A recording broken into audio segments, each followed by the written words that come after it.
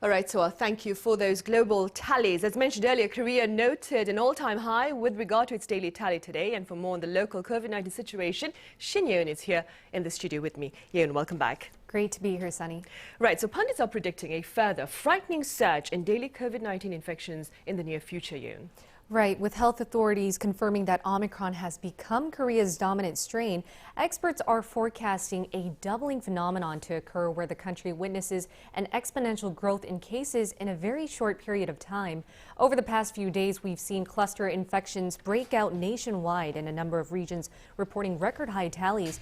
For instance, Chungcheongbuk-do province saw its number of new infections double to 247 in the span of just 24 hours, and the city of Incheon reported 879 new cases, its highest ever yet, and many fear that Wednesday's jump in COVID-19 figures may be signaling a new wave of infections. Because Omicron is known to be twice more contagious than Delta, experts say our daily figures could reach 30 to 40,000 in the coming days. Amid the looming threat of the Omicron wave, Korea's prime minister spoke of changes to virus prevention measures. We shouldn't be complacent, but we don't need to be overly anxious about this situation. The government has been preparing in advance for Omicron by administering booster shots and antiviral pills to more of the senior population. Now we will prioritise bringing the number of critically ill and deaths down and give out exact information as to what Omicron entails and how we can tackle it.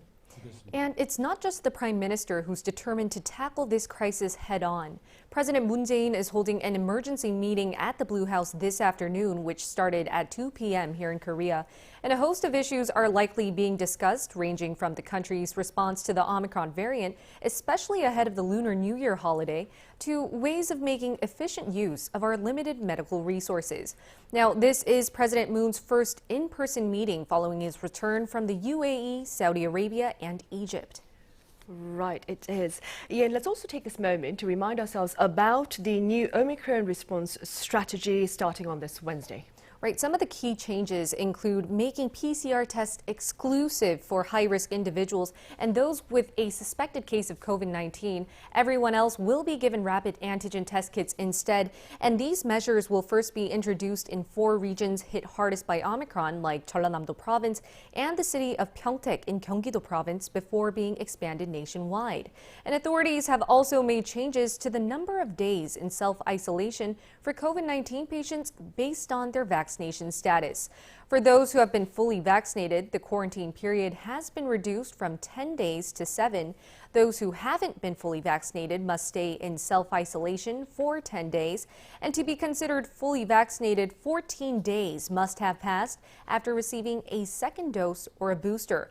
There's one important caveat, however. For those who got 2 shots, no more than 90 days must have passed since their last jab to be eligible for the shorter isolation period. Right, the shorter isolation period of 7 days then. Right.